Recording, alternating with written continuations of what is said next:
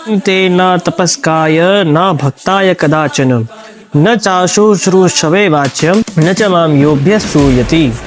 इस श्लोक को आपने सुना है तो इसको थोड़ा सा ध्यान में रखना, बिकॉज पूरी वीडियो का मेन टॉपिक यही होने वाला है।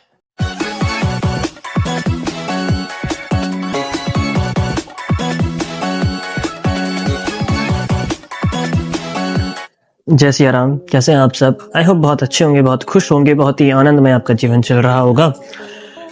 पता है, अभी मैं वही फेसबुक अपना चला रहा था, उस समय मेरे सामने ये फीड में वीडियो आती है महाराज जी की, जिसमें एक भक्त ने रिसेंटली वही महाराज जी का सपोर्ट किया और कहा कि भाई महाराज जी ने बिग बॉस में जाकर कुछ गलत नहीं किया, हमारे ही धर्म का प्रचार किया है। बहुत अच्छी बात है, मैं इस पर वीडियो बनाना नहीं चाह रहा था, बट मेरे दिमाग में ख्याल आता है कि भाई क्या पता इन जैसे व्यक्ति की मेंटलिटी और लोगों में भी हो, क्योंकि ये सिर्फ बात यहीं तक ही नहीं रुकती है। तो वही महाराज जी का आजकल बहुत सोशल मीडिया पर बिग बॉस वाला वीडियो चल रहा है कि वो बिग बॉस शो में गए हैं और वहाँ पर उन्हें नहीं जाना चाहिए था। इस तरह से लोगों ने उनका विरोध किया है, जो कि कई हद तक सही भी है।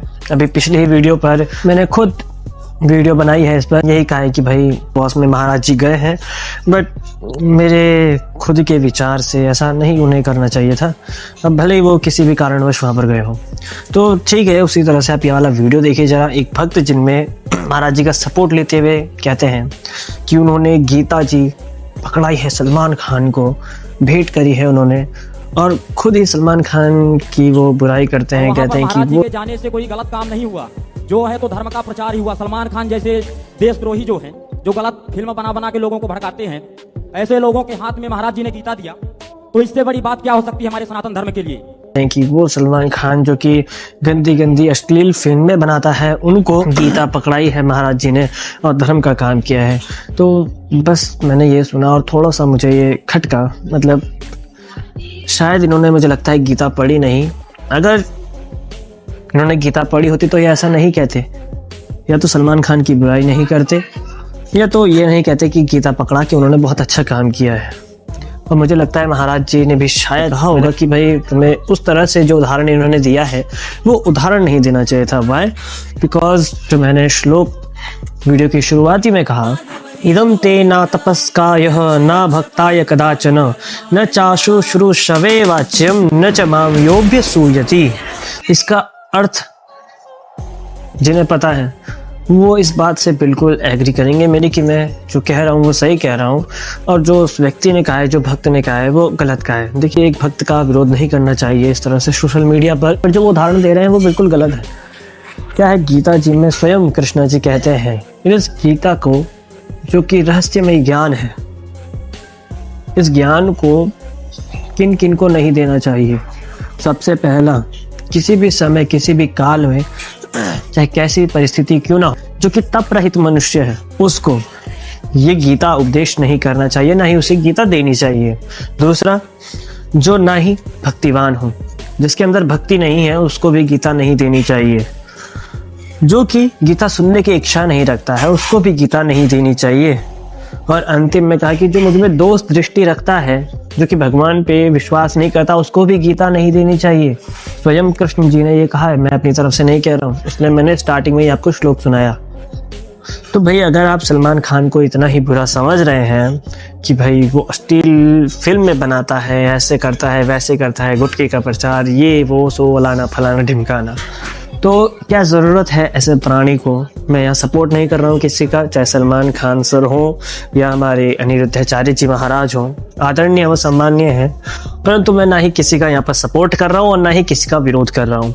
मैं बस उस भक्त के ही ये उस भक्त को बता रहा हूँ, या उस भक्त की जो उन्होंने कहा है, एग्जाम्पल दिया है, उस एग्जाम्पल को मैं बता रहा हूँ कि वो गलत एग्जाम्पल दे रहे हैं कि भाई गीता जी उन्होंने दिया है, बहुत अच्छा किया है। बिकॉज मेरे थॉट से तो भाई उन्होंने गीता दे करके, सॉरी बट बिल्कुल अच्छा काम नहीं किया है। क्यों?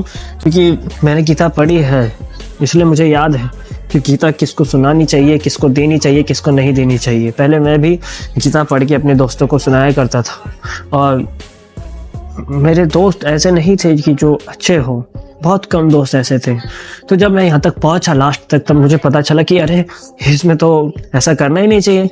गीता का उपदेश सिर्फ उसी को करना चाहिए जो कि सुनने की इच्छा रखता हो, जो कि भगवान का भक्त हो और जो कि इच्छा रखता हो, उसमें उत्सुकता हो कि वो गीता पढ़े, गीता समझे, सिर्फ उसी को ये ज्ञान देना चाहिए।